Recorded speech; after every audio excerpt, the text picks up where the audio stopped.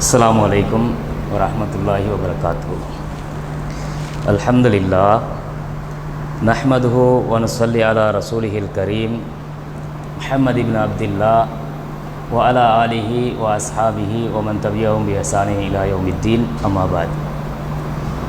கண்ணியத்துக்குரிய சகோதரிகளே, நாம் தொடர்ச்சியாக குழந்தைகளோட சம்பந்தப்பட்ட உளவியல் ரீதியான கருத்துக்கள், காரணங்கள், அது சம்பந்தமான தகவல்களை பார்த்து வரோம். இன்றைய தினம் இந்த குழந்தை உளவியலில் நாங்கள் நேற்றைய தினம் கடைசியாக பிள்ளைகளை சாப்பிடக்கூடிய ஒழுங்குகளை நாம் கற்றுக் கொடுக்கணும் அப்படின்ற தகவல் நாம் சொல்லியிருந்தோம். இந்த சாப்பாடுன்றது பிள்ளைகளோட ஒரு மிக முக்கியமான அம்சம். அதுலேயும் குறிப்பாக இப்போ அந்த பிள்ளைகளை சாப்பிட்ற அந்த விஷயத்தில் ஒழுக்கத்தை படித்து கொடுத்தாலும் ஒழுக்கம் கட்டாயம். சில உம்மாமார் பிள்ளைகளை என்ன செய்கிறேன்னா அன்பு கூடி சாப்பிட்றதுக்கு பிள்ளைகளை ஃபோர்ஸ் பண்ணுறவங்களும் இருப்பாங்க, கட்டாயப்படுத்தி சாப்பாடு கொடுக்குறவங்க. பிள்ளைக்கு ஒரு நாளுமே கட்டாயப்படுத்தி நாங்கள் சாப்பாடு ஊட்டப்படாது. ஒரு பிள்ளை பசிச்சா அதுவாக கேட்கும், அழும். ஒரு தாய்க்கும் பிள்ளைக்கும் இடையில் உள்ள ஒரு பாசை தான் அந்த குழந்தையிட அழுகன்றது. குழந்தை அழுகிற காரணத்தை வாப்பா விளங்காட்டியும் உம்மா விளங்கி கொள்கிற தன்மையை அல்லாஹ் கொடுத்து தான் வச்சுருக்கிறான். அப்போ அந்த தாயோட அந்த பிள்ளைக்கு இருக்கிற அந்த ஒரு தொடர்பு அந்த சாப்பாடு கொடுக்குறதுன்றதில் ஒரு தாய் விளங்கி கொள்ளணும். நாம் நம்மளோட பிள்ளையை நல்லா குண்டாக வளர்க்கணும், நல்லா கொழுமொழுண்டு நல்லா பெருசாக வளரணுன்றதுக்காக வேண்டி சும்மா கண்டது கடி அது எல்லாம் அந்த பிள்ளை பசிக்காத நேரம் எல்லாம் காலையில் ஒரு தடவை, 10 மணிக்கு ஒரு தடவை, 12 மணிக்கு ஒரு தாக்கு, 3 மணிக்கு ஒரு தாக்கு, நைட்டுக்கு ஒரு முறைண்டு அப்படி வாயில் திணிச்சப்படாது. இன்றைக்கி நிறைய உம்மாமார் அப்படித்தான் செய்கிறேன். என்ன செய்கிறேன்டா, பிள்ளையை கொண்டு மடியில் இருப்பாட்டி அவன் கத்துவான், பெரட்டுவான், வேணாம் வேணாம்னு தட்டுவான். அப்போவும் உருட்டி வாயில் குத்தி தண்ணியை அமுக்கி உள்ளுக்கு அனுப்புகிறேன். ஏன்னா ஃபோர்ஸ் பண்ணி கொடுக்குறேன். இதால் பிள்ளை வளர்ச்சி அடையும், உடம்பு வளரும், ஆனால் மூளை மந்தமாகிரும். மூளை வளர்ச்சி அடையாது, மந்த புத்தி ஆகிரும். நல்லா பார்க்க பெரிய தட்டியாக இருக்கும் புள்ளை புட்டி இருப்பான், ஆனால் அவனுடைய நடவடிக்கையை பார்த்தா ஆகவே சின்ன பிள்ளைத்தனமாக இருக்கும். அப்போ இந்த மாதிரி பிள்ளைகளை என்ன செய்யப்படாதண்டா, ஃபோர்ஸ் பண்ணி ஒரு நாளும் சாப்பாடு ஊட்டப்படாது. அதுதான் வைத்தியத்துறையும் அதைத்தான் சொல்லுது, உளவியலாளர்களும் அதைத்தான் சொல்கிறாங்க.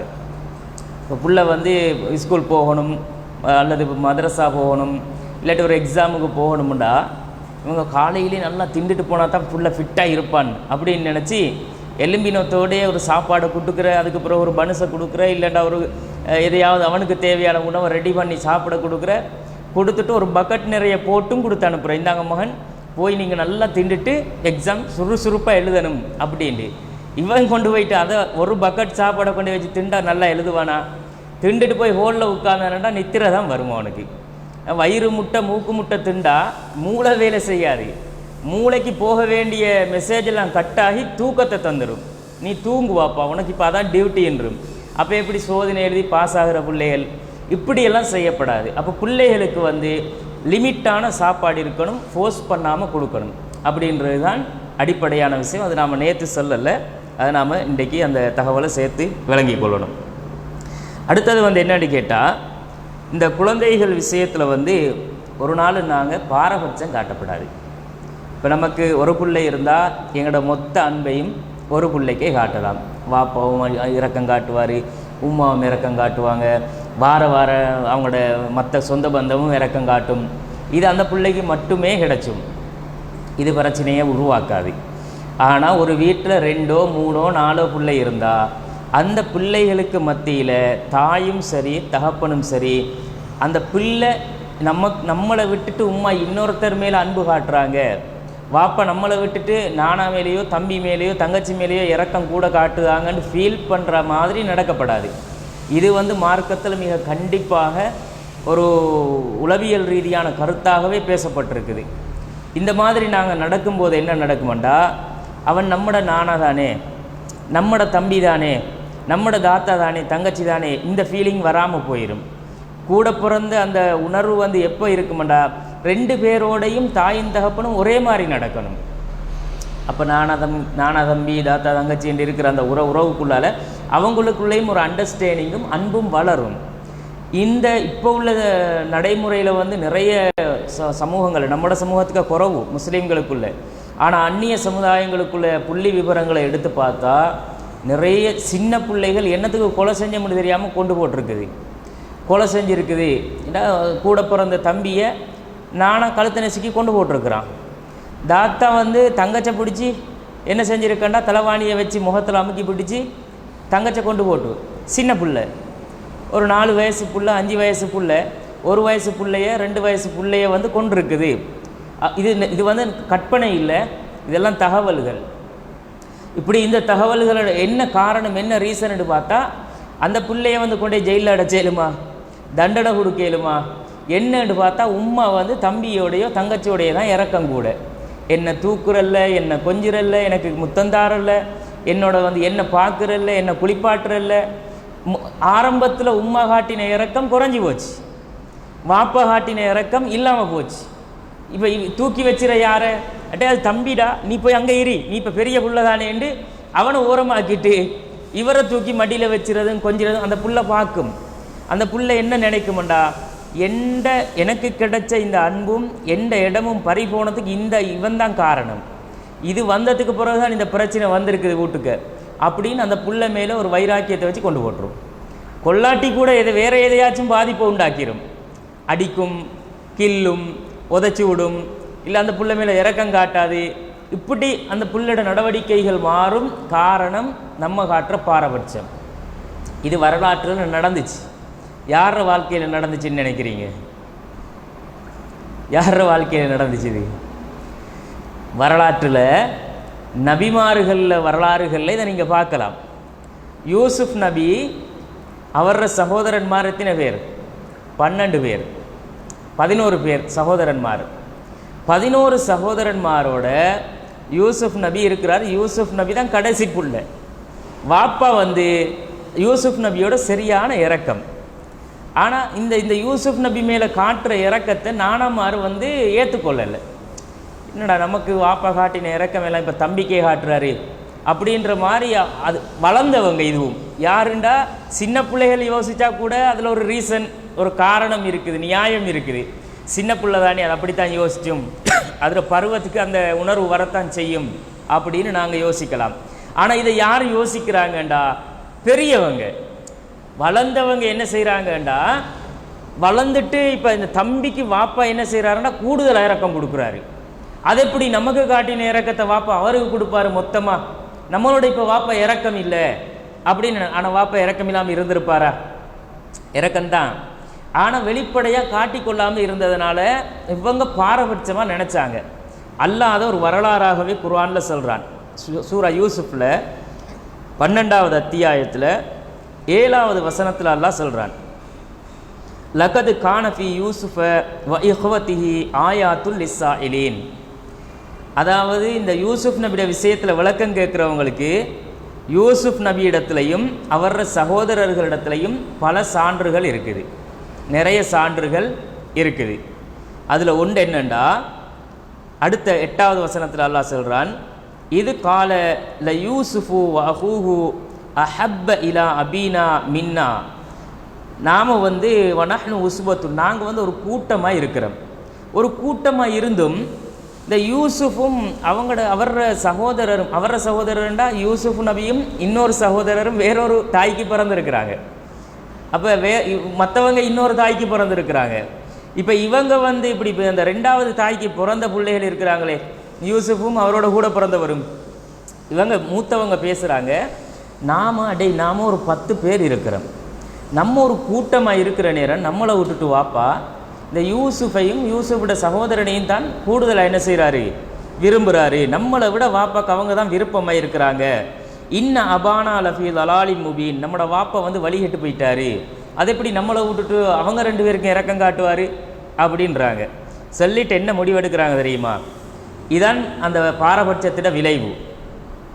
9வது வசனத்தில் அல்லாஹ் சொல்கிறான், அந்த 10 பேரும் கூடி முடிவெடுக்கிறாங்க, உக்துலு யூசுஃபை கொன்றுவோம், யூசுஃபை கொண்டு போட்டுருவோம் அப்படிங்கிறாங்க.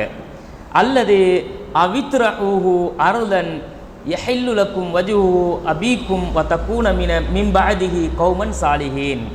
அப்போ இவரை வந்து கொல்லணும், இல்லாட்டி இவரை எங்கேயாவது கூட்டிகிட்டு போய் ஒரு தூரத்தில் வீசிட்டு வந்துடணும்.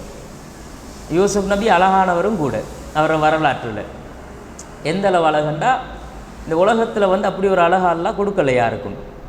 அப்படி ஒரு அழகாகவும் சின்ன பிள்ளையாகவும் இருந்ததுனால வாப்பா கூடுதலான இரக்கம் காட்டிட்டார். இவங்களுக்கு அது பிடிக்கலை. இப்போ 2 முடிவு தான், ஒன்று இவரை கொல்லணும், இல்லாட்டி கொண்டு எங்கேயாச்சும் வீசிட்டு வந்துடணும் அப்படின்னு முடிவெடுக்கிறாங்க. முடிவெடுத்ததுக்கு பிறகு என்ன நடந்துச்சுன்னு சம்பவம் இல்லை நமக்கு தெரியும் தானே. யூசுப் நபியோட வரலாறு என்ன செய்கிறாங்கடா, வாப்பட்ட வந்து கெஞ்சி கூத்தாடி, நாங்கள் போய் தனியாக விளையாடுறோம், தம்பியை அனுப்ப மாட்டீங்களா, தம்பியை அனுப்பி விடுங்களை, நாங்கள் கூட்டிகிட்டு போய் விளையாடுறோம்னு. இப்போ அவருக்கு விருப்பம் இல்லை, ஏதாச்சும் பண்ணிடுவாங்களோன்னு அவருக்கு ஒரு மனசில் ஒரு குறுகுறுப்பு. இல்லைப்பா அந்த சின்ன பிள்ளையாக இருக்கிறான் எல்லாம் சொல்லுவாங்க. எங்களை நம்பிக்கை இல்லையா அவங்களுக்கு, நாங்கள் எங்களோட தம்பியை பார்த்துக்க மாட்டோமா, இப்படி தந்திரம் பண்ணி கூட்டிகிட்டு கொண்டு ஒரு பாலுங்கிணத்துல தள்ளிட்டு வந்துட்டாங்க. ஒரு ஆட்டை பிடிச்சி அறுத்து சேற்றை யூசுப் நபியோட சேற்றில் எல்லாம் ரத்தத்தை தடவி கொண்டாந்து அழுது வாராங்க, பொய்க்கு அழுது வாராங்க. வந்து வீட்டில் வாப்பட்ட சொன்னாங்க, யூசுஃபை ஓனாய் பிடிச்சிட்டு போயிட்டு, இந்த பாருங்கள் சேற்றில் ரத்தம். அவர் பார்த்துட்டு, இது வந்து பிதமின் கதிப், இது பொய் ரத்தம், இது யூசுஃபோட ரத்தம் இல்லை, நான் அல்லாஹ்கிட்டே பொறுப்பு கொடுக்குறேன், ஏண்ட கவலை துக்கம் எல்லாம் அல்லாஹ்கிட்டே நான் சாட்டுறேன் அப்படின்ட்டு வாப்பா அழுதே அவரோட கண் பார்வை போச்சு. குர்ஆன் சொல்கிற வரலாறு. அப்போ இது ஏன் நடக்குதுண்டா, பிள்ளைகளுக்கு மத்தியில் ஒரு தாயின் தகப்பனும் பிரித்து பார்க்க ஆரம்பித்தாங்களா, பிரச்சனை வந்து கொலைன்ற லெவலுக்கு வந்து நிற்கும். அதான் முடிவு. இன்றைக்கு உலகத்தில் இது உளவியல் சொல்ல தேவையில்லை, உளவியலெல்லாம் கண்டுபிடிச்சி உளவியலாளர்கள் இதெல்லாம் ஆய்வு செஞ்சு அந்த பிள்ளை ஏன் கொண்டுச்சு, இதை ஏன் கொண்டுச்சு, இப்படியே மாறிச்சு சொல்லவே தேவையில்லை. ஆனால் சொல்லிட்டு இருக்கிறாங்க, சின்ன பிள்ளைகள்கிட்ட மனநிலைமை இதுதான், இப்படித்தான் வளருவாங்க. ஏன் என்ன ரீசன்னா உம்மா வாப்பட நடத்த தான் அப்படின்றது தான் இந்த மெயின் காரணம். அப்போ இந்த காரணத்தால் பாரபட்சம்ன்றது பிள்ளைகளுக்கு மத்தியில் வந்தாலே மூத்தவன் வந்து இளையவனை ஏதோ ஒரு வகையில் துன்புறுத்துவான், ஏதோ ஒரு வகையில் பாதிப்புக்குள்ளாக்குவான். தாத்தாவாக இருந்தாலும் தங்கச்சியோ தம்பியையோ அந்த மாதிரி செய்யும். போகிற போக்கில் இப்படி தட்டி விட்டு போயிடுவான், அவன் விழுந்து அழுவான் சின்னவன். அப்போ அந்த டைமில் நாம் என்ன செய்வோம், மூத்தவனை தான் போட்டு அடிப்போம். ஏன், சின்னவனோட இறக்கம் காட்டுறா அப்படின்னு. அவன்கிட்ட மனசில் இருக்கிறது என்ன, இந்த புள்ள வந்ததுக்கு பிறகு தான் என் எல்லா சுதந்திரமும் போச்சு, என்னோட பேசுகிறது இல்லை, எனக்கு வாங்கித்தாரல்ல, என்னோட இறக்கம் இல்லை, எனக்கு ஊற்றுறல்ல, எந்த விஷயத்தை பார்க்குறல்ல, இது எல்லாமே ஏன் வந்துச்சுன்னா இந்த இவன் வந்தது தான் அப்படின்னு. அந்த 2வது வார பிள்ளை மேலே நாம் காட்டுற அதீத அன்பு தான் இந்த பிள்ளையை அப்படி மனநோயாளியாக உள ரீதியாக பாதிப்புக்குள்ளாக்கி மாற்றுது. இப்போ நம்ம அந்த பிள்ளையோடையும் நம்ம மூத்த பிள்ளையோட மாதிரியே 2வது பிள்ளையோடையும் இருந்து 2வது பிள்ளை கிடச்ச பிறகு இந்த பிள்ளை காட்டுற இறக்கத்தையே அதுக்கும் காட்டினா, நீங்கள் 2 பேரும் ஏண்ட பிள்ளை தான் பாப்பா, உங்கள் 2 பேரோடையும் நாங்கள் இறக்கம்தான் அப்படின்னு நாங்கள் அரவணைச்சி கொள்ளும்போது இந்த மூத்த புள்ள தண்டை இடம் பறிபோகலன்றதை உணரும். எனக்கு எந்த சுதந்திரம் அப்படியே தான் இருக்குன்னு அது ஃபீல் பண்ணும். எந்த உமாவும் அப்பாவும் என்னோடையும் இறக்கம்தானுண்டு அந்த பிள்ளை வந்து உணர்ந்தா இந்த பிள்ளைய பாதுகாப்பாக பார்க்கும். யூசுப் நபியை கொண்டை கிணத்துல தள்ளுறதுக்கு காரணம் அவங்களோட ஃபீலிங் வேறையானது தான். கொண்டை கிணத்துல தள்ளிட்டு வந்து ஓனாய் பிடிச்சிட்டு போயிட்டுண்டாங்க. அப்போ இந்த வரலாற்றில் இருந்து நாங்கள் முக்கியமாக பெற வேண்டிய படிப்பினைன்றது, ஒரு தாயோ தகப்பனோ 2 பேரும் இருந்தாலும் சரி, பிள்ளைகளுக்கு மத்தியில் நீதமாக பாரபட்சம் காட்டாமல் ஒரே மாதிரி நடக்கணும். கொஞ்சம் எப்படியுமே நம்மளோட மனசு என்ன செய்யும், சின்ன பிள்ளையில தான் கூடுதலான இறக்கத்தை காட்டும், அது பச்சை குழந்தைடா அப்படின்னு சொல்லி நாம் கைப்பிள்ளையில தான் மேல் மிச்சமான இறக்கத்தை காட்டுவோம். ஆனால் அந்த அடுத்த பிள்ளை வந்து நம்மளை விட்டுட்டாங்கன்ற ஃபீலிங் வந்துடப்படாது. அதுக்கு அப்படி ஒரு உணர்வை விதைச்சிராமத்தான் பிள்ளைகளை வந்து தாய் தகப்பன் அரவணைச்சி கொள்ளணும் என்றதை இதில் நாம் பார்க்குறோம். இல்லாட்டி அந்த பிள்ளை உள ரீதியாக பாதிக்கப்படும். ரசூல் ஸல்லல்லாஹு அலைஹி வஸல்லம் காலத்தில் இப்படியான சம்பவம் நடந்துச்சு. நபிகள் நாயகம் ஸல்லல்லாஹு அலைஹி வஸல்லம் அவங்கள்ட்ட வந்து இந்த அன்பளிப்புகள் கொடுக்குறதானே, கிஃப்ட் கொடுக்குறதானே, நாம் வந்து நமக்கு பிடிச்சவங்களுக்கு, நம்மளோட புள்ள குட்டிகளுக்கு, நம்மளோட கூட பிறந்தவங்களுக்கு அன்பளிப்பு கொடுக்கறது வந்து மார்க்கத்தில் அனுமதி இருக்குது. அது ஊக்குவிக்கப்பட்டிருக்குது கொடுக்குறதுக்கு. அன்பளிப்பு கிஃப்டை வந்து நான் விரும்பக்கூடிய ஒரு ஆளுக்கு போய் ஒரு கிஃப்டை கொடுக்குறேன், அவங்க அதை சந்தோஷமாக எடுத்துக்குவாங்க. பிள்ளைகளுக்கு மத்தியில் கிஃப்ட் கொடுக்கறது இருந்தால் அது எப்படி கொடுக்கணுன்றதுக்கு ஒரு வழிகாட்டல் இருக்குது. பிள்ளைகளுக்கு கிஃப்ட் கொடுக்கணும். கிஃப்ட் கொடுத்தா ஒரு பிள்ளைக்கு வாங்கிட்டு வந்து மற்ற பிள்ளைய விட்டுட்டோம்டா அது மிகப்பெரிய அநியாயம். இந்த புள்ள வந்து சந்தோஷப்படும் போது அந்த புள்ள கவலைப்படும், இந்த புள்ள விளையாடும் போது அந்த புள்ள பார்த்துட்டு இருக்கும், இந்த புள்ள தின்னும்போது அந்த புள்ள அதை நினச்சி ஏங்கும். அப்போ இதனால் வந்து அந்த பிள்ளையோட மனநலம் பாதிக்கப்படும். இப்போ இந்த பிள்ளைகளுக்கு மத்தியில் நாங்கள் அன்பளிப்பு செய்கிறதா இருந்தால் அந்த அன்பளிப்பு 2 பிள்ளைண்டா 2 பிள்ளைக்கும் ஒரே மாதிரி இருக்கணும், 3 பிள்ளைண்டா 3 பிள்ளைக்கும் ஒரே மாதிரி இருக்கணும், நான் எத்தனை பிள்ளை இருந்தாலும் சமமான அன்பளிப்பாக அது அமையணும், கொடுத்த மாதிரியே கொடுக்கணும். கொடுக்க வாப்பட்ட வசதி இல்லாட்டி வாங்கிட்டு வராமல் வந்துடணும். ஒரு பிள்ளைக்கு தான் இருக்குது, சரி சின்ன பிள்ளைக்கு வாங்கிட்டு போவோம் அப்படின்னு வாங்கிட்டு வந்தா அது சின்ன பிள்ளைக்கு நீங்கள் என்ன ரீசன் சொன்னாலும் புள்ளோட மனசு அதை ஏற்காது. புள்ள வந்து எப்போவும் நாங்கள் சமாதானப்படுத்தி என்ன ரீசனுக்கு சொன்னாலும் அந்த பிள்ளைக்கு பொருளாதார கஷ்டம்டா விளங்குமா, வாப்பட்ட காசு இல்லை வாப்பாண்டா விளங்குமா அந்த பிள்ளைக்கு, நீயே எனக்கு வாங்கிட்டு வரல, நீயே தம்பிக்கு வாங்கினாய், நீயே வந்து தங்கச்சிக்கு வாங்கின, எனக்கு வாங்கலை, எனக்கு இப்போ வாங்கிட்டா, பிடிவாதம் பிடிச்சி புள்ள வந்து அல்லது பிறளி பண்ணி புடிவாதம் பிடிச்சி கொண்டு அடைய நினைக்குதுன்னா இது ஒரு ரீசன். இங்கே ஒரு ஃபோல்டு நடந்திருக்கு, அந்த புள்ள வந்து புடிவாதக்கார பிள்ளையாக மாற இதுவும் ஒரு காரணமாக அமையும். புள்ள பிடிச்சிச்சேண்டா வைங்களேன், ஸ்கூல் போன புள்ள வீட்டுக்கு வரும் வரைக்கும் ரோட்டில் குந்தி கொள்ளும், வராது எலும்பாது, ஏண்டா வேணும், கேட்டது வேணும், வாங்கிட்டா. இப்போ கையில் காசு இருக்கா, உமா கிட்ட வாப்பட்ட காசு இருக்குதா, வாங்கித்தர ஏழுமா, இதெல்லாம் பிள்ளைக்கு தெரியாதே. புள்ள அந்த அந்த மாதிரி ஒரு யோசிக்கிற தன்மை இருக்கா பிள்ளைக்கு? இல்லை. ஆனால் பிடிவாதம் பிடிச்சு. ஆனால் நாங்கள் அந்த மாதிரி ஒரு மனநிலைக்கு பிள்ளைகளை கொண்டு போயிடப்படாது. இப்போ நாங்கள் வந்து எங்களோட பிள்ளைய வந்து கவனிக்கிற நேரம் காசு இல்லையா, வாங்கிட்டு வர இல்லையா, ஒரு 4 டொஃபியை வாங்கிட்டு வந்து, அதுவும் பிள்ளைகளுக்கு பெருசு தான். ஸ்வீட்ஸ் வந்து ஒரு டொஃபியை வாங்கி கொண்டு பிள்ளையை கொடுத்தாலும் பெரிய சந்தோஷப்படும், என்னத்தையே கொண்டு வந்த மாதிரி.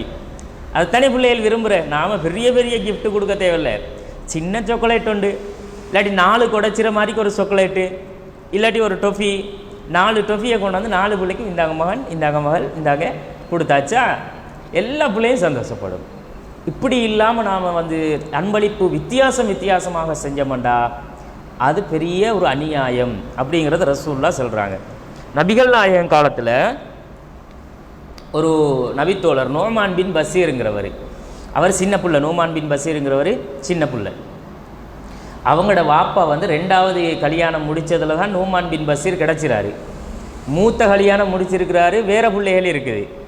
இப்போ இந்த நோமான் பின் பஷீர் உம்மா 2வது ஒய்ஃபோட பிள்ளைக்கு வந்து என்ன செய்கிறாங்கன்னா, இந்த பிள்ளைக்கு வந்து நீங்கள் அன்பளிப்பு கொடுங்க அப்படின்னு கேட்குறாங்க. 2வது மனைவி எப்படியுமே உரிமையை கேட்பாங்க தானே, அந்த மூத்த பிள்ளைகளை மட்டும் கவனித்தா 2வது ஒய்ஃப் ஏற்றுக்குவாவா? பொண்டாட்டியே பார்க்குறீங்க, உங்களோட புள்ள குட்டியெல்லாம் பார்க்குறீங்க, எங்களையெல்லாம் ரோட்டில் விட்டுட்டீங்க, எங்களை பார்க்குறல்ல கேட்குறல்ல தாரல்ல, என்ன இது அப்படின்னு பிரச்சனை வாரதானே. இந்த 2வது கல்யாணம் முடித்தவங்களோட நிறைய பேர் வாழ்க்கையில் தான் பிரச்சனை. 2வது முடிக்க தடை இல்லை, அனுமதி இருக்குது. ஆனால் முடித்தவங்களோட வாழ்க்கையை எடுத்து பார்த்தா 2வது பஞ்சாதி எப்போ வாரு இந்த மனுஷனுக்கு ஒரு குறைய சொல்லிட்டு தான் இருப்பாள். நீங்கள் என்ன முடிச்ச, ஏன் என்ன பிள்ளைகளை பார்க்குற இல்லையா, என்ன பார்க்குற இல்லையா, என்ன எங்களை வந்து கூட்டிகிட்டு திரியிற இல்லையா, நாங்கள் வெளியே சுற்றுற இல்லையா, எங்களுக்கு சந்தோஷம் இல்லையா, எங்களுக்கும் அந்த மாதிரி உணர்வு இருக்குதானே, இதான் பிரச்சனை. இந்த மாதிரி நடக்கிறதுக்கு உள்ள அந்த அதாவது அங்கே ஒரு முகமும் இங்கே ஒரு முகமும் காட்டி வித்தியாசமாக நடக்கிறது தான் பிரச்சனை. இப்போ இந்த பிள்ளைகளுக்கு இடையில் வந்து நோமான் பின் பஷீர் அவங்களோட வாப்பா என்ன செய்கிறாங்கண்டா, இந்த 2வது மனைவிட தொல்லை தாங்கி இல்லாமல் நோமான் பின் பஷீருக்கு எதையாவது கொடுங்க, கொடுத்துட்டு நீங்கள் என்ன செய்யணும்டா, நீங்கள் இதை நோமான் பின் பஷீர் நோமானுக்கு கொடுத்தேன்னு சொல்லி ரசூலுல்லாஹ்வை சாட்சியாக்கணும்ண்டாங்க. அப்போ இவரும் தொல்லை தாங்கி இல்லாமல் ஒரு அடிமையை என்ன செஞ்சாருண்டா, இந்தா இது நோமான் உனக்கு தான் இந்த அடிமை, அவர் ஒரு சொத்தை கொடுக்குறாரு. அந்த காலத்தில் அடிமைன்னா பெரிய சொத்து அது. அப்போ இந்த அடிமை வந்து சம்பாதிச்சாலும் சரி, சொத்து சேர்த்தாலும் சரி, என்னத்தை செஞ்சாலும் அது எல்லாமே யாருக்கு? எஜமானுக்கு. அப்படி ஒரு பெரிய சொத்து. இப்போ இவர் கொடுத்துட்டு வந்து ரசூலுல்லாஹ்ட்ட கூட்டிகிட்டு போகிறாரு. நோமான் அவங்கள கூட்டிகிட்டு போய் என்ன செய்கிறாங்கண்டா, யார் ரசூலல்லாஹ், ஏண்ட மனைவி இந்த நோமாண்ட உம்மா இவருக்கு வந்து அன்பளிப்பு கொடுக்க சொன்னாங்க, நான் கொடுத்துருக்குறேன், இதை வந்து நீங்கள் சாட்சியாக இருந்தால் தான் ஏற்றுக்குவேனுங்கிறாங்க அப்படிங்கிறாங்க. அப்போ ரசூல் ஸல்லல்லாஹு அலைஹி வஸல்லம் அவங்க கேட்குறாங்க, குல்லு வலதிக்க நஹல்தஹு மிஸ்லஹாதா, இந்த மாதிரி உண்ட மற்ற பிள்ளைகளுக்கு கொடுத்தியா அப்படிங்கிறாங்க. ஏனைய பிள்ளைகள் இருக்குது, உன்னை மற்ற பிள்ளைகளுக்கெல்லாம் இந்த மாதிரி கொடுத்தியாப்பா அப்படின்னு கேட்குறாங்க. கேட்கும்போது ஃபகால் அல்லா, இல்லையா ரசூலல்லா கொடுக்கல. அப்போ ரசூலா சொன்னாங்க ஃபர்ஜிஹு, அந்த அன்பளிப்பை திருப்பி வாங்குண்டாங்க. அன்பளிப்பு கொடுத்தா வாங்கப்படாது. அன்பளிப்பு கொடுத்துட்டு சொல்லி காட்டவும் கூடாது. கொடுத்த அன்பளிப்பை நான் இப்போ உங்களுக்கு அன்பளிப்பு தந்துட்டு எனக்கு உங்களுக்கு இடையில் ஒரு பிரச்சனை வர நேரம் உனக்கு இப்படி தந்தேன் தானே, திருப்பித்தான் நான் தந்தேன்னு கேட்டால் சரியா? அது ஒரு நாய் சத்தியை போட்டுட்டு தின்ற மாதிரி.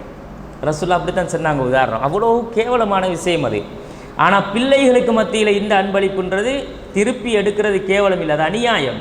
அநியாயத்தை செஞ்சதை ரிட்டர்ன் பண்ணணும். அப்போ இது பிள்ளைக்கு செஞ்சதில் ரசூல்லா சொல்கிறாங்க உன்னை மற்ற பிள்ளைக்கு கொடுத்தியா, இல்லை திருப்பி எடு அப்படின்ட்டாங்க. இன்னொரு ஹதீஸில் ரசூல் ஸல்லல்லாஹு அலைஹி வஸல்லம் அவங்க சொல்கிறாங்க அலக்க பனூனுன் சிவாஹு, இந்த நூமான் இல்லாமல் வேறு பிள்ளைகள் இருக்காப்பா அவனுக்கு அப்படிங்கிறாங்க. அப்போ அவர் சொல்கிறாரு நாம் ஆமாம் இருக்காங்க. ஃபகுல்லுஹும் அஅதைத மிஸ்லஹாதா, அந்த மற்ற எல்லா பிள்ளைக்கும் இந்த மாதிரி நீ கொடுத்தியா? எப்படி? இதான் கேள்வி. மற்ற பிள்ளைகளுக்கெல்லாம் இதே மாதிரி கொடுத்தியாப்பா அப்படின்னும் போது இல்லை கொடுக்கல யார் சொல்லலான்ற உடனே ஃபலா ஃபலா உஷிது அலா ஜௌரின், இந்த அக்கிரமத்துக்கு அநியாயத்துக்கு என்னைய சாட்சியாக்காத, நான் சாட்சியாக வரமாட்டேன்னுட்டாங்க. அப்போ கொடுத்தது ஒரு பிள்ளைக்கு, பாதிக்கப்பட்டிருக்கிறது 3 பிள்ளை. உதாரணத்துக்கு சொல்கிறேன், அவருக்கு எத்தனையோ பிள்ளை இருந்திருக்கலாம், பாதிக்கப்பட்ட மற்றது 3 பிள்ளை. இப்போ இந்த ஒரு பிள்ளை மட்டும் எடுத்துகிட்டு போனால் நீ இது அநியாயம் செய்கிறாய், இந்த அநியாயத்துக்கு நான் சாட்சியாக இருக்கணுமா அப்படின்னு என்ன செய்கிறாங்க ரசூலா கண்டிக்கிறாங்க. நீ கொடுத்ததை திருப்பி வாங்கி, கொடுக்குறேன்னா சமமாக கொடுன்றாங்க. இப்போ அப்படித்தானே சின்ன பிள்ளைகள் சின்ன பிள்ளைகளோட விஷயத்தில் மட்டும் இல்லை, பெரியவங்களோட விஷயத்துலையும் இந்த அநியாயம் நடக்கிறதான். பொம்பளை பிள்ளையுண்டு ஆம்பளை பிள்ளையுண்டு, இல்லாட்டி 2 ஆம்பளை பிள்ளை ஒரு பொம்பளை பிள்ளைண்டா, நீங்கள் ஆம்பளை பிள்ளை மகன் நீங்கள் சம்பாரிச்சிக்கு வைங்க, நீங்கள்லாம் ஓடி பாடி அங்கே பாஞ்சி இங்கே பாஞ்சி தொழில் துறவை செஞ்சு சம்பாரிச்சிக்கு வைங்க. தங்கச்சிக்கு சம்பாரிச்சேலுமா? அது பொம்பளை பிள்ளை வீட்டில் இருக்க வேண்டியது. இந்த தங்கச்சிக்கு இந்த வீடு நம்மளோட என்ன சொத்து பத்தெல்லாம் சேர்த்து ஒரு 10 பவுன் 20 பவுன் நகை தங்க நானக்கு தம்பிக்கும் ஒன்றும் இல்லை. ஏன்? அவங்க ஆம்பளை பிள்ளை. நீங்கள் உங்களுக்கு கொடுத்ததை அவங்களுக்கும் கொடுக்கணும். கொடுக்காட்டி அது அநியாயம், அக்கிரமம். அன்பளிப்பு செய்கிறேன்டா 10,000 ரூபா காசி தங்கச்சிக்கா, நானக்கும் தம்பிக்கும் 10,000 ரூபா கொடு. எவ்வளவு கொடுக்குறீங்களோ அவ்வளவு சமமாக கொடுக்கணும். பொம்பளை பிள்ளைக்கு ஒரு தொகை, ஆம்பளை பிள்ளைக்கு ஒரு தொகை. இது வித்தியாசப்படுத்தி இப்படி நாம் கொடுக்குறதுன்றது மிகப்பெரிய அநியாயம். அன்பளிப்பில் ஒரு நாளும் பாரபட்சம் காட்டப்படாது அப்படிங்கிறது ரசூல் ஸல்லல்லாஹு அலைஹி வஸல்லம் நமக்கு சொல்கிறாங்க. இதில் இருந்தப்போ நாங்கள் என்ன செய்யணுமெண்டா, பிள்ளைகளுக்கு மத்தியில் எப்பவும் நீதமாக நடக்கணும். பாரபட்சம்ன்றது பெரிய விளைவுகளை உண்டாக்கும், பொறாமையை உண்டாக்கும். பாரபட்சத்தில் பின்விளைவு என்ன? பொறாமை. பொறாமையுடைய விளைவு தான் ஒன்று பழி வாங்கிறது, கொலை செய்கிறது, இல்லாட்டி சூழ்ச்சி செஞ்சு பறிக்கிறது, இதெல்லாம் நடக்கும். அதில் தாய் தகப்பன் கவனமாக இருந்து கொள்ளணும். பிள்ளைகள் விஷயத்தில் நாங்கள் எப்போவுமே எங்களோட பிள்ளைகளோட எதிர்காலத்துக்கு அவங்களோட வாழ்க்கையில் அவங்க நல்லா இருக்கணும், அல்லாட அருளை பெறணுமெண்டா பிள்ளைகளுக்கு துவா செய்யணும். எங்களோட ஒவ்வொரு தொழுகையிலையும் ஒவ்வொரு எங்களோட பிரார்த்தனைகள்லையும் எங்களோட பிள்ளைகளுக்காக நாங்கள் எப்போவும் கேட்கணும், துவா செய்யணும். நபிகள் நாயகம் ஸல்லல்லாஹு அலைஹி வஸல்லம் அவங்க அதை வலியுறுத்தி இருக்கிறாங்க. அல்லாஹ் குர்ஆனில் நிறைய இடங்களில் நபிமார்களோட துவாக்களை சொல்கிறான். நபிமார்கள் கேட்ட துவாவெல்லாம் நீங்கள் பிரட்டி பாருங்கள். குர்ஆனில் இப்ராஹிம் நபி கேட்ட துவான்னு சொல்லி அல்லாஹ் நிறைய துவாக்களை சொல்லுவான். அதில் 2வது அத்தியாயம் 128, 14வது அத்தியாயம் 40வது வசனம், அதே மாதிரி 25ல் 74, இதில் எல்லாம் நீங்கள் எடுத்து பார்த்தீங்கன்னா அவங்க அல்லாட்ட எப்படி கேட்பாங்க தெரியுமா?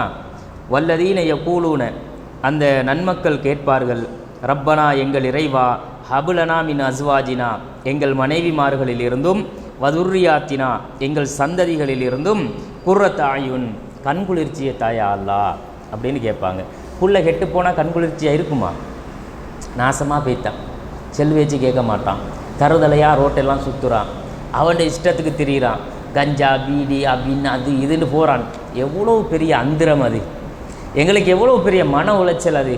எவ்வளோ பெரிய பாதிப்பு! நாங்கள் பெற்று போட்ட புள்ள இப்படி திரியிறான்ன்றது எங்களுக்கு மிகப்பெரிய ஒரு இழப்பு. அது உலகத்துக்கும் இழப்பு, மறுமைக்கும் இழப்பு. மறுமைக்காக நமக்காக அந்த புள்ள துவா செய்யுமா? அல்லாவிடத்தில் வந்துட்டு எங்களுக்காக ஒரு ஜனாசா தொழுகையாச்சும் தொழுமா அந்த பிள்ளை? ஜனாசா தொழுகைன்றது பிரார்த்தனை தானே. அந்த பிள்ளை வந்து ஒரு மையத்தில் வந்து ஏண்ட உம்மட மையத்து ஏண்ட வாப்பட ஜனாசா அப்படி வந்து நின்று அந்த பிள்ளைக்கு ஓத தெரியுமான துவாக்கள் தெரிஞ்சிருக்குமா? கேட்க தெரியுமா? அந்த கேட்குறதுக்கு ரசூலா கற்றுக் கொடுத்த பிரார்த்தனைகள் தெரிஞ்சிருக்குமா? அப்படி போனால் எத்தனையோ புள்ள அப்படித்தானே தெரியுது. இன்றைக்கி வெளியே போனால் உம்மா வாப்பா நல்லா தான் இருக்கிறாங்க, ஆனால் புல்லை தருதலை. புல்லை வந்து ரோட்டில் பஜாரில் பெரிய அரட்டை அடிக்கிறவனுங்களோட கஞ்சாக்காரன் குடுக்காரனோட இப்படி ரோட் அளக்கிற பிள்ளைகளாக போனால் அது எப்படிரா உனக்கு துவா செய்யும்? நாளைக்கு ஒரு பிள்ளைய ரசூலா என்ன சொன்னாங்க? பிள்ளைகள் வந்து தண்ட தாய் தகப்பனுக்கு துவா செய்கிற சாலிகான பிள்ளையாக இருக்கணும்னாங்க ரசூலா. விட்டுட்டு போகிற சொத்து அப்படி உருவாக்கணும். நாங்கள் இதை அல்லாட்ட கேட்கணும். நாங்கள் ஏண்ட பிள்ளைய சாலிகா தந்துரியா அல்லா, சாலிகான பிள்ளைகளை எங்களுக்கு தந்துரு, கண்குளிர்ச்சிய தாயா அல்லா, எங்களோட பிள்ளைகளை வந்து இந்த மாதிரி செய்தாண்ட தீண்டுதலுக்கு ஆளாக்கிறாத. நாம் ஒரு கணவன் மனைவியாக தாங்க வந்து குடும்ப வாழ்க்கையில் சேரும்போதே இதைத்தான் ரசூலா கேட்க சொன்னாங்க. நாம் சந்தோஷத்துக்கு சேர்ந்து புள்ள குட்டியை பெற்று போட்டு வளர்த்து விட்டோம்னா அவன் எப்படி போனாலும் போகட்டும்னு இஸ்லாம் சொல்லலை. நீங்கள் குடும்ப வாழ்க்கையில் ஒரு கணவன் மனைவி சேர முதலே அல்லாஹ்கிட்ட நீங்கள் இந்த சைத்தாண்ட தீண்டுதலில் இருந்து உங்களுக்கு கிடைச்ச போகிற புள்ளைய யாரெல்லாம் பாதுகாத்து தந்துருன்னு கேட்டுட்டு தான் சேரணும்ண்டாங்க ரசூலா. அது ஒரு துவா. நான் எந்த தாயாவது தகப்பனாவது அதெல்லாம் கேட்டு தான் இந்த உலகத்தில் வாழ்கிறாங்களா? தெரியாது. பிள்ளைக்கு நீ எப்படி இதை படித்து கொடுக்குற? பிள்ளைக்கும் படித்து கொடுக்குறல்ல. அவன் சின்ன பிள்ளையில இருந்து இந்த ஒழுக்கங்களை, இந்த ஆன்மீக ஒழுக்கங்களை, மார்க்கத்தை, ஈமான, இஸ்லாத்தை பற்றி ஊட்டி ஊட்டி ஊட்டி வளர்த்தா தானே அவன் ஒழுங்காக வளருவான். அப்போ நாளைக்கு நமக்காக துவா செய்கிற பிள்ளையாக இருக்கணும்னா முதல் நாம் நம்மட பிள்ளைகளுக்கு தான் துவா கேட்கணும். நாம் நம்மட பிள்ளைக்கு துவா கேட்குற இடத்துல நாம் மிஸ் பண்ணிட்டோமா, யாராலையும் எந்த பிள்ளையையும் நேர்வழிப்படுத்தலாது. அது உண்மை. எப்படிப்பட்டவங்களாக இருந்தாலும் யாரும் யாரையும் நேர்வழிப்படுத்த இயலாது. ஏன் நேர்வழிப்படுத்தலான்றேன்? என்ன ரீசன்? இப்போ என்னால் எந்த பிள்ளையை நேர்வழிப்படுத்த இயலாது. நேர்வழி கொடுக்குற அதிகாரம் எனக்காயிருக்கு. என் பிள்ளைய ஹிதாயத்தில் நான் வந்து கொண்டு வந்து விட போகிறேன், நேர்வழிப்படுத்த இயலுமா? எனக்கு நேர்வழிப்படுத்துகிற அதிகாரம் அல்லாட. நேர்வழியை சொல்லி கொடுக்குற கடமை என்ற கடமை தானே என்ற அதிகாரம் எனக்கு இல்லை. நபிகள் நாயகம் ஸல்லல்லாஹு அலைஹி வஸல்லம் அவங்களோட சாச்சாவுக்கு வந்து நேர்வழி கிடைச்சணும்னு ரசூலா கவலைப்பட்டாங்க. நேர்வழி கிடச்சிச்சா? கவலைப்பட்டாங்க, சொல்லி கொடுத்தாங்க. நேர்வழியில் அவன் மூத்தா போனார். அல்லாஹ் நேர்வழி கொடுக்கல. கவலைப்பட்டதுக்கு அல்லாஹ் என்ன சொன்னான்? நபியே, நீங்கள் நினச்சவங்களுக்கெல்லாம் நேர்வழி கொடுக்கலாது. இன்னக்கலா தஹதி மன் அஹ்பப்த வலாக்கின்னல்லாஹ் யஹ்தி மய்யஷா. அவன் நாடினா தான் ஹிதாயத்து. நம்மளோட பிள்ளைக்கு நாடாட்டி கிடைச்சாது, உண்ட பிள்ளைக்கு இல்லடான்ட்டா. நூஹ் நபியோட மகன் யார்? நூஹ் நபியோட மகன் யார்? நூஹ் நபி கப்பலை கட்டி எல்லாரையும் மூமின்கள் முஸ்லீம்களையும் ஏற்றி கொண்டு போகிறதுக்கு இருக்கும்போது மகனும் நூஹ் நபியோட பொண்டாட்டி என்ன சொன்னாங்க? ஓ, பாலைவனத்தில் கப்பல் ஓட்ட போகிறீங்களான்னாங்க. வாப்பாவை பரிகாசம் செஞ்சது மகன். கடைசியாக வெள்ளத்தில் அடிபட்டு போகிற நேரமும் வாப்பா அந்த இறக்கத்தில் இருக்கப்மான யாபுடைய இருக்கப்மான வலாத்தக்கும் மின்னல் காஃபிரின் என்ற வாப்பா என்னோட வந்து ஏறிக்கடாண்டாரு. என்னோட வந்து ஏறிக்க, காவிரா போயிடாத, அந்த இறக்கம் பாருங்க. கடைசி நேரத்தில் யாச்சும் என்னோட வந்துட மாட்டானா? அவன் அப்பவும் பெருமையை அடிச்சுட்டு போய் செத்து போயிட்டான். அப்போ அவர் மகனுக்கு கிடைச்சலையே அந்த ஹிதாயத்து. அல்லாஹ் கொடுக்க நாடினா தான் ஹிதாயத்து. அப்போ யார்கிட்ட கேட்கணுமாண்டா? எங்கட கையில் ஒன்றும் இல்லையா அல்லாஹ், நீ எங்களோட புள்ள குட்டியை சாலிகா தந்துரு, சாலிகான பிள்ளைகளாக எங்களுக்கு எங்களோட சந்ததிகளை தந்துரியா அல்லாஹ் அப்படின்னு சொல்லி கேட்கணுமாம். அல்லாஹ் வந்து அதை இன்னொரு இடத்துல என்ன செய்கிறாருன்னா சொல்லி காட்டுறான். எப்படின்னா, ரப்பனா எங்கள் இறைவா, வஜஅல்னா முஸ்லிமீனிலக்க உனக்கு எங்களை கட்டுப்பட்டவர்களாக ஆக்கிரு, வமின் துர்ரியத்தினா எங்களோட சந்ததிகளையும் உனக்கு கட்டுப்பட்டவங்களாக ஆக்கு, வதுர்ரியத்தினா உம்மத்த முஸ்லிமா கட்டுப்பட்ட சமுதாயமாக எங்களோட சந்ததிகளை ஆக்கியா அல்லாஹ் அப்படின்னு கேட்கணுமா துவா. இந்த துவா நாங்கள் வந்து கேட்குறதும் இல்லை, இதை கேட்க எங்களுக்கு பாடமும் இல்லை, சரியா? ஆனால் இந்த துவாக்களை பாடமாக்கி கேட்கணும். எங்களோட பிள்ளைகளோட எதிர்காலம் நல்லா இருக்கணும். எங்களோட பிள்ளைகள் எதிர்காலத்தில் வந்து இந்த கெட்டு போயிடக்கூடாது. மோசமாக போயிட்டாங்கண்டா அவங்களும் பாதிக்கப்படுவாங்க, உலகத்திலையும் மறுமையிலையும். நாங்களும் உலகத்திலையும் மறுமையிலையும் பாதிக்கப்படுவோம். அப்போ எங்களுக்கு கிடைச்ச பெரும் பாக்கியம்ன்றது பிள்ளைகள். அந்த பிள்ளைகள்ன்ற மிகப்பெரிய செல்வத்தை துஷ்பிரயோகம் செஞ்சிடப்படாது. அதை துஷ்பிரயோகம் செஞ்சிட்டோம்னா நாங்களும் நஷ்டப்படுவோம், பிள்ளைகளும் நஷ்டப்படுவாங்க அப்படிங்கிறத கவனத்தில் வச்சுக்கொள்ளணும்.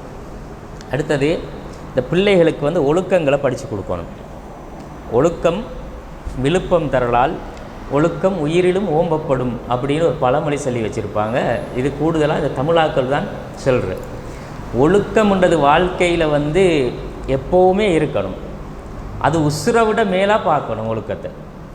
ஒழுக்கத்துக்கு ஒரு பிரச்சனைன்னா உசுறு போனாலும் போராடணும் அப்படின்னு சொல்லி வைப்பாங்க. இந்த ஒழுக்க வாழ்க்கைன்றது தான் இஸ்லாம் போதிச்சது. பண்பாடுகள், அதபுகள், அகலாக்குகள் என்றது தானே ஒட்டுமொத்தமாக இஸ்லாம் அதபு, அதாவது ஒழுக்கங்களை சொல்லி தந்த மார்க்கம். நாம் சின்ன பிள்ளையிலேருந்து எப்படி இருக்கணும், நம்மளோட தேவைகளை எப்படி நாங்கள் செஞ்சு கொள்ளணும், எப்படி சாப்பிடணும், எப்படி அம்மா அப்பாவோட நடக்கணும், எப்படி ஆடை அணியணும், எப்படி வெளியே போகணும், எப்படி மற்றவங்களோட இருக்கணும், எப்படி பேசணும், இது எல்லாமே எங்களோட நடவடிக்கைகள் ஒட்டுமொத்த வாழ்க்கையுமே ஒழுக்கமாகத்தான் இஸ்லாம் படித்து தந்திருக்கு. ஒரு பிள்ளைக்கு வந்து அந்த ஒழுக்கத்தை சின்ன வயசுல இருந்து நாங்கள் ஊட்டி ஊட்டி ஊட்டித்தான் வளர்க்கணும். எப்போவுமே சின்ன பிள்ளைகளோட மனசுன்றது இப்படி வெள்ளை சொகரு மாதிரி. இது ஒரு வெள்ளை சொகரு, இது ஒயிட் போர்டு. இதில் ஒன்றுமே இல்லைன்னு வைங்களேன், இதில் நாங்கள் வரைகிறது தான் சித்திரம். இந்த போர்டில் நாங்கள் எதை வரைய நினச்சிரோமோ அதை வரைஞ்சால் அதான் வரும். எப்படியும் வரையலாம். ரசூல் ஸல்லல்லாஹு அலைஹி வஸல்லம் அவங்க சொன்னாங்க, குல்லு மௌலூதின் யூலது அலல் ஃபித்ரா, எல்லா பிள்ளைகளுமே இயற்கையாகவே இஸ்லாம்ன்ற ஒரு அந்த தன்மையை வந்து உள்ளத்தில் ஏந்தி கொண்டவங்களாக தான் துனியாவில் பிறப்பாங்க. சரியான மார்க்கத்தை பின்பற்றுற தன்மை இருக்கும் அவங்களுக்கு. ஆனால் அவங்களோட உம்மா வாப்பா வளர்க்குற முறையில் தான் அவங்க நெருப்பை வணங்குறவங்களாக, சிலைகளை வணங்குறவங்களாக மாறுறாங்க அப்படிங்கிறாங்க. எங்களோட பிள்ளையே பள்ளிக்கு வருது, எங்களோட பிள்ளைக்கு நாங்கள் பள்ளிக்கு போகணும்ன்ற உணர்வை சொல்லி கொடுத்ததுனால 5 நேரம் தொழணும், நாம் முஸ்லீம், நமக்கு ஒரு கடவுள் தான் இருக்கிறான், அவனைத்தான் வணங்கணும், அவனை விட்டுட்டு நாம் மற்றவர்களை வணங்க போனால் அல்லாஹ் நம்மளை தண்டிப்பான். இதெல்லாம் நாம் சின்ன வயசில் அது பிள்ளைக்கு விளங்கியோ விளங்கலையோ அது மனசில் போடக்கொள்ள அது வந்து பெருத்து அதில் பாரதூரங்களை விளங்கி கொள்வது வேறு. ஆனால் சின்ன வயசில் அந்த பிள்ளைக்கு கொடுக்கப்படுற அந்த உணர்வுன்றது அதில் ஆள் மனசில் பதியும். ஆள் மனசில் பதிஞ்சால் அந்த பிள்ளைக்கு தெரியும், நாம் தொழணும், குர்ஆன் ஓதணும், பள்ளிவாசலுக்கு போகணும், எங்களுக்கு வந்து ஒரு கடவுள் தான் இருக்கிறான். இதெல்லாம் அந்த பிள்ளையுடைய வாழ்க்கையாக பிரதிபலிக்கும். தான் ரசூலுல்லாஹ் சொன்னாங்க, பிறக்கும் போதே பிள்ளை அப்படித்தான் பிறக்குது. அந்த உம்மா வாப்பா தான் என்ன செய்வாங்கன்னா அப்படி மாற்றிடுவாங்க. அப்போ ஒரு வெள்ளை சுகர்லையோ, ஒரு வெள்ளை ஒயிட் போர்ட்லேயோ, ஒரு வெள்ளை பேப்பர்லேயோ நாங்கள் ஒரே ஒரு கருப்பு புள்ளியை வச்சாலும் அது தெரியும். பிளக் மார்க், பிளக் மார்க்கை நாங்கள் உண்டாக்கினோம்டா பிள்ளைட மனசில், நீ போ மகன், நீ நினச்ச மாதிரி நீங்கள் ஜொலியாயிருவீங்க, சந்தோஷமாயிருவீங்க, நல்லா உங்களோட இஷ்டத்துக்கு நீங்கள் என்ன செய்யுங்க, வாழுங்க. அப்படி விட்டோம்னா ஆடல் பாடல் கூத்து கும்மாளம் தேவையில்லாத கேளிக்கைகள் எல்லாத்துலேயும் நாங்கள் பிள்ளையை விட்டோம்டா முழுக்க முழுக்க இந்த ஒயிட் போர்டில் எல்லாம் கருப்பு புள்ளி தான் இருக்கும். வெள்ளை பக்கம் அப்படியே கருப்பால் நிறையும். அதனால் ஒரு லாபமும் நமக்கும் இல்லை, நம்மளோட பிள்ளைகளுக்கும் இல்லை. அப்போ ஒழுக்கம்ன்றது வந்து ஒரு ஒரு மனுஷன் வாழ்க்கையில் ஆக பெரிய ஒரு பகுதி ஒழுக்கம். அந்த ஒழுக்கத்தில் வந்து பிள்ளைகளோட மற்றவங்களோட நடக்கக்கூடிய அஜ்னபி மஹ்ரமின்ற ஒழுக்கம் ஆகப்பெரிய ஒழுக்கம். சரியா? சின்ன பிள்ளைகளுக்கு சட்டம் இல்லை தான், ஆனால் சின்ன பிள்ளைகளில் இருந்து அதை நாங்கள் சொல்லிக் கொடுக்கணும். இவங்க நமக்கு அனுமதிக்கப்பட்டவங்க, இவங்க நமக்கு அனுமதி இல்லாதவங்க, நாம் இவங்களோட தான் அந்யோன்யமாக நம்மட அந்த அஜ்னபின்ற உறவை பேணணும், மஹ்ரமின்ற உறவை பேணணும். இவங்க நமக்கு அனுமதிக்கப்படாததுனால இவங்களை இந்த லிமிட்டுக்குள்ளே தான் நாங்கள் இவங்களோட பழகணும். லிமிட்டேஷன் அவங்களுக்கு கண்டிப்பாக சொல்லிக் கொடுக்கணும். இன்றைக்கு உலகத்தில் இந்த பிள்ளைகளுக்கு வந்து எஜுகேஷனில் ஒரு பகுதி என்ன செய்வாங்கன்னா, இன்றைக்கி நம்ம நாட்டிலையும் இருக்குது, நம்ம நாடுகளை விட இந்த வளர்ச்சி அடைந்த நாடுகளில் வந்து கூடுதலாக இருக்குது பேட் டச் குட் டச்னு சொல்லி கொடுக்குறது. பேட் டச் குட் டச், நல்ல தொடுதல் மோசமான தொடுதல். நல்ல தொடுதல்னு சொன்னால் இப்படி இப்படி தொட்டாங்கன்னா உங்களோட இறக்கமாக இருக்காங்கன்னு அர்த்தம். உங்களை இந்த இடத்துல அந்த இடத்துல ப்ரைவேட் பார்ட்ஸில் தொடுவாங்கன்னா இது இவங்க உங்களோட மேலே மோசமான ஒரு பார்வையை பார்க்காங்க, நீங்கள் அதுக்கு இடம் கொடுக்கப்படாது, இப்படி சொல்லி கொடுக்குறாங்க. இது ஸ்கூலில் பாடம் நடத்த தேவையில்லை, ஸ்கூலில் டீச்சர் பாடம் நடத்தணுமா? இதை டீச்சர் இல்லை நடத்தணும் உம்மா வாப்பா. இந்த ஒழுக்கத்தை பிள்ளைக்கு நாம் வீட்டில் படித்து கொடுத்தோம்டா அந்த பிள்ளை வெளியே போகும்போது அந்த பிள்ளைக்கு தெரியும் நாம் எப்படி நடக்கணுமெண்டு, யார் யாரோடு எப்படி இருக்கணுமெண்டு. ஆனால் நாங்கள் திறந்து விட்ட மாட்டுக்காலையை திறந்து விட்ட மாதிரி பிள்ளைகளையும் திறந்து விட்டா அந்த பிள்ளை போகிற போக்கில் போச்சேன்டா. இன்றைக்கி நாட்டோட நிலைமை என்ன தெரியுமா? நாட்டில் ஒரு புள்ளி விவரம் சொன்னாங்க. சுகாதார அமைச்சால் பிபிசியால் வெளியிட்ட நியூஸில் நம்மட இலங்கை நாட்டுடைய சுகாதாரத்துறையால் சொல்கிறாங்க, இலங்கையில் மிகப்பெரிய ஒரு பிரச்சனையாக இப்போ உருவெடுத்திருக்கிறது. 2023-24 உருவெடுத்திருக்கிற பிரச்சனை என்னென்னா, ஸ்கூல் போகிற சின்ன பருவத்தில் உள்ள பிள்ளைகள் கர்ப்பமடைகிறது. 10 வயசு பிள்ளையிலிருந்து 15 வயசுக்கு உட்பட்ட நிறைய பிள்ளைகள் ஸ்கூல் போகிற பருவத்திலேயே ஸ்கூலில் அவங்களுக்கு இடையில் ஏற்படுற மோசமான அந்த காதல் என்ற ஒரு தொடர்பால் ஆம்பளை பிள்ளை பொம்பளை பிள்ளைன்ற அந்த உறவு ஒழுக்கத்தை நாம் சொல்லிக் கொடுக்கலையே என்றால் அவங்களுக்கு இடையில் இந்த மோசமான தொடர்பு ப்ரெக்னெண்ட்டாக மாறிடுறாங்க பொம்பளை பிள்ளைகள். ஆம்பளை பிள்ளை பாதிக்கப்படுவானா? இதில் யார் பாதிக்கப்படுறது? அப்போ ஒரு பொம்பளை பிள்ளை, அந்த பொம்பளை பிள்ளையோட குடும்பம். 10 வயசு பிள்ளை ப்ரெக்னெண்ட்டாக இருந்தால் நம்மளோட வீட்டுக்கு அப்படி ஒரு நிலைமை வந்தால் எங்களோட சிச்சுவேஷன் எப்படி இருக்கும்?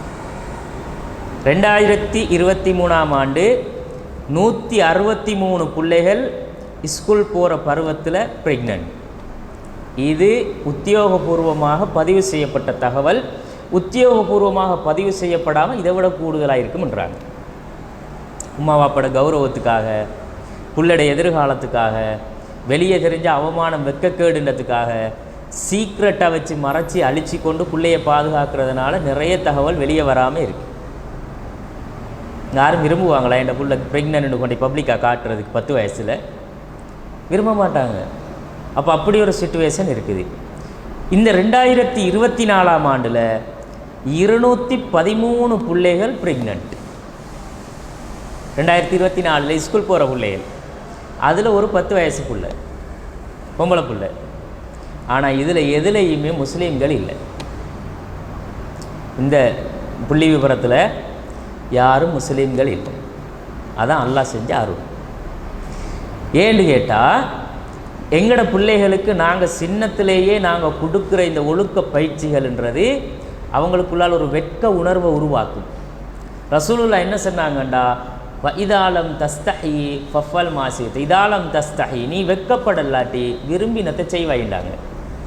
சின்ன வயசுலேயே பிள்ளைக்கு டிக்டாக் போட இதை கொடுத்தா, ஃபோனை கொடுத்தா, உம்மா வாப்பா டான்ஸுக்கு சப்போர்ட் பண்ணினா, இந்த பிள்ளை உலகத்துப்பட்ட துனியாவில் கிடக்கிற அம்புட்டு மோசமான வேலையையும் செய்த அங்கீகரித்தா, அது போய் நாளைக்கு இந்த மோசமான வேலையை செஞ்சுட்டு வரதில் ஒரு ஆச்சரியமும் இல்லை.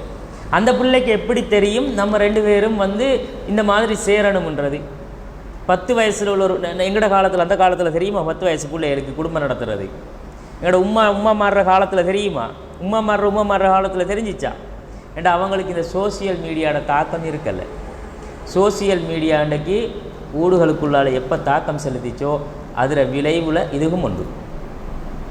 இந்த பிரச்சனைகள், இந்த பிள்ளைகள் சீரழிஞ்சு போகிறதே முக்கியமாக மொபைல் ஃபோனால் தான். 10 வயசு பிள்ளை சீக்கிரட்டாக ரூமுக்கு கதவை அடைச்சிட்டு ஃபோன் கால் பேசுதுண்டா, யாரோட பேசுது என்ன பேசுதுன்னு உமா அப்பாவுக்கு தெரியாட்டி அந்த பிள்ளை நாளைக்கு கேடு கட்டு தான் போகும். இன்றைக்கு எல்லாம் ஆன்லைன் கிளாஸ் தானே, எல்லா கிளாஸும் ஆன்லைனில் தான்.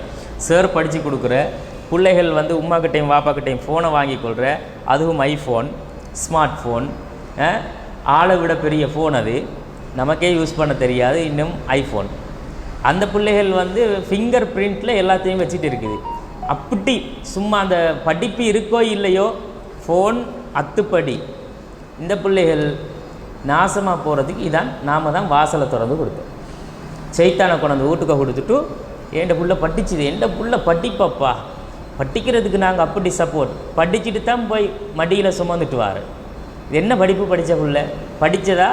படிக்கிறேன்னா நீ நடுவழுக்கெடு, வீட்டுக்கு முன்னால் வை, பிள்ளையை ஸ்க்ரீனில் போட்டு படித்தவை, படித்து முடிஞ்சால் கிளாஸ் முடிஞ்சால் ஓஃப் பண்ணி ஃபோனை வாங்கு.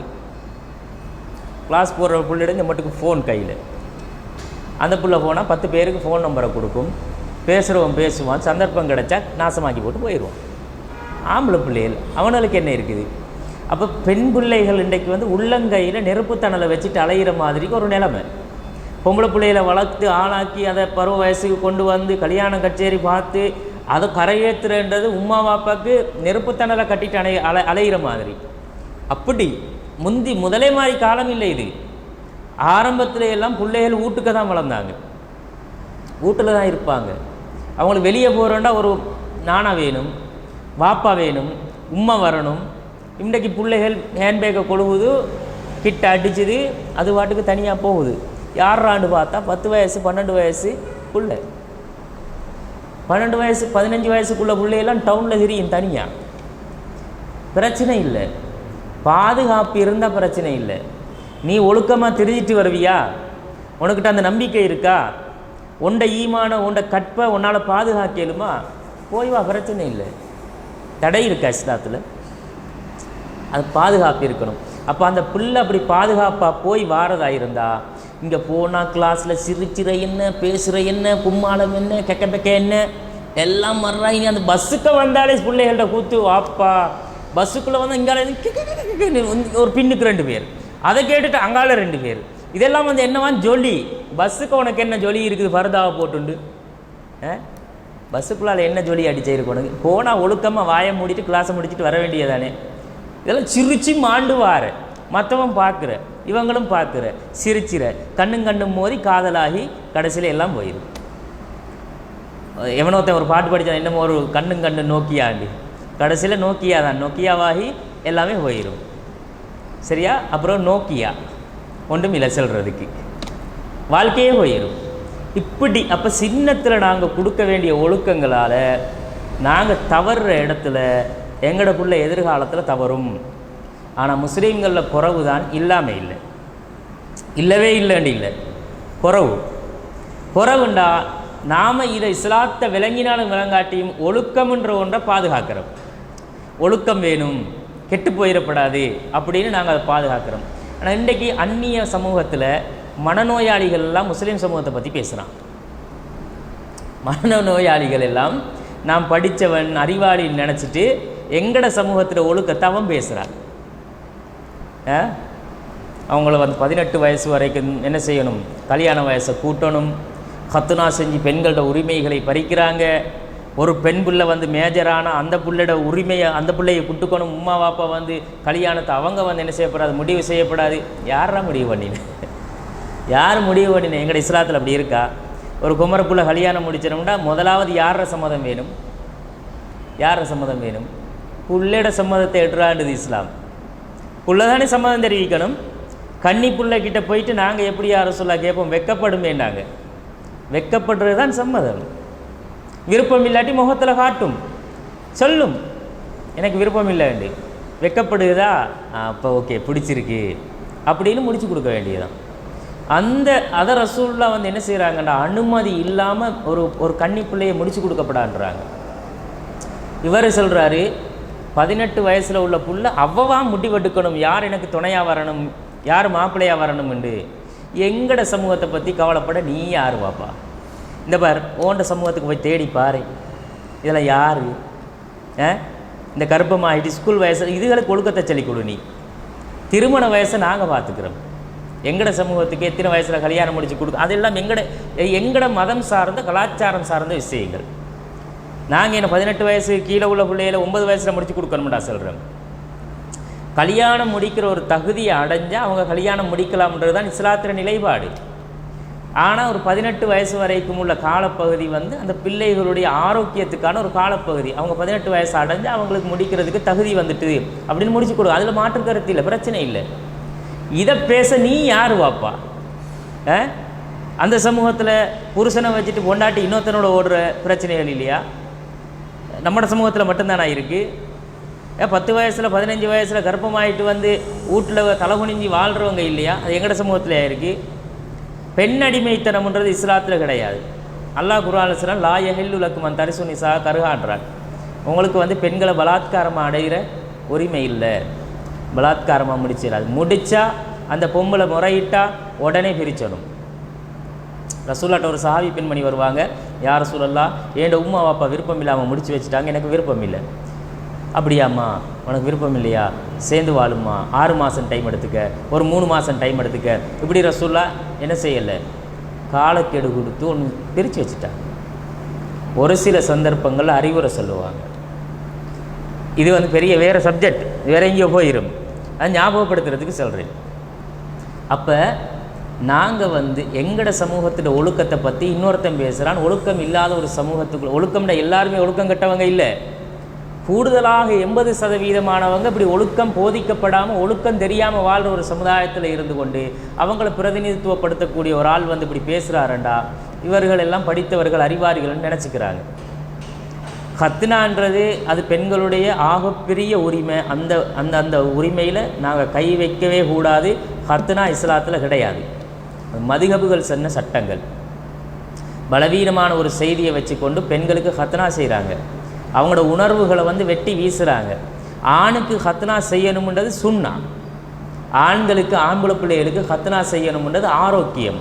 அது இன்றைக்கு நாங்கள் இஸ்லாம்னு சொன்னாலும் இன்றைக்கி உலகமே ஏற்றுக்கொண்டிருக்குது. சுகாதாரம் இதுதான் என்று சொல்லி ஏற்றுக்கொண்டிருக்கு. நிறைய நோய் தொற்றுகளில் இருந்து பாதுகாக்கும், குடும்ப வாழ்க்கைக்கு அதுதான் ஏற்றது. இது முஸ்லீம்களோட கலாச்சாரம் தான் சரின்றான் டாக்டர்மாரெல்லாம். பொம்பளை பிள்ளைக்கு அப்படி சொல்லலை. பொம்பளை பிள்ளைக்கு ஹத்னா இல்லை, செய்யக்கூடாது. அந்த பெண் அனுபவிக்கிற கஷ்டம், அந்த பிள்ளை குழந்தைய சுமக்கிற அந்த வலி, அந்த பிள்ளையோட வாழ்க்கையில் இருக்கக்கூடிய அந்த பிரச்சனைகள் எல்லாமே ஒரு பெண்ணுக்கு கிடைச்சிற குடும்ப வாழ்க்கையில் இருக்கிற சந்தோஷம்தான்.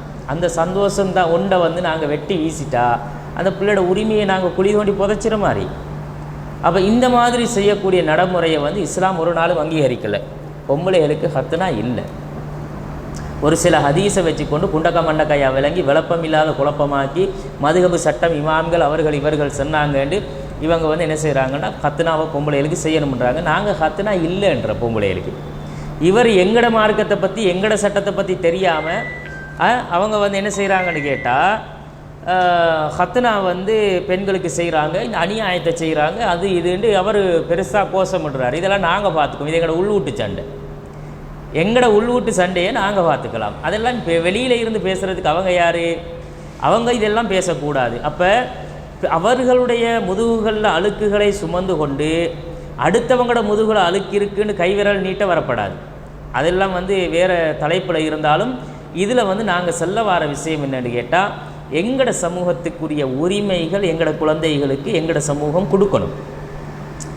அதுகளோட உரிமைகளை நாங்கள் தட்டி பறிச்சக்கூடாது. அவங்களுக்குரிய ஒழுக்கத்தை சின்ன வயசுலேயே நாங்கள் போதிக்கணும். இது எல்லாத்துலேயும் கவனம் செலுத்தி இஸ்லாம் இந்த சின்ன பிள்ளை வயசுல இருந்து மௌத்தாகிற வரைக்கும் ஒவ்வொரு மனுஷனுக்குரிய உரிமைகளை கடமைகளை பேசியிருக்கு.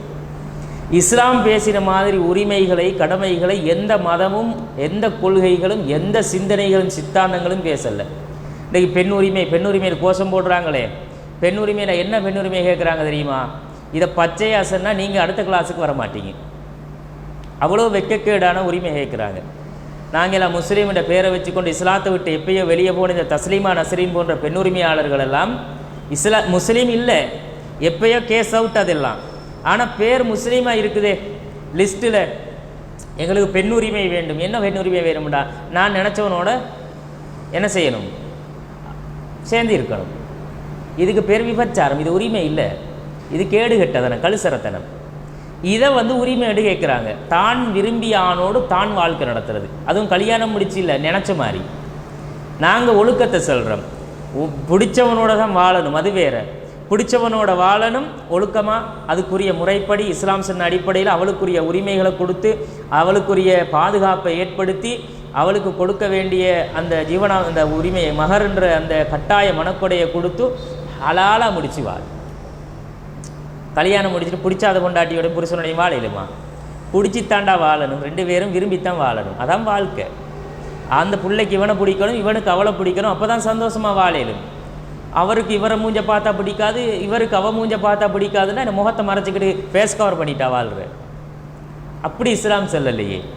அப்போ எங்கட மார்க்கத்தில் இது வந்து அனாவசியமாக அடுத்தவங்க வந்து என்ன செய்கிறேன்டா மூக்க நுழைச்சி பேசிக்கொண்டு இருக்கிற விஷயங்கள். எனவே உரிமைகள் கடமைகள்ன்றது இஸ்லாம் எல்லாருக்கும் கொடுத்துருக்கு. அதில் முக்கியமாக சின்ன பிள்ளையில இருந்து சிறுவர்களுடைய உளவியல்களை அறிஞ்சு அவங்களோட மனசு எப்படி பக்குவப்படுத்தப்படணுமோ அப்படி தாய் தகப்பன் இந்த சமுதாயம் நடக்கணும்.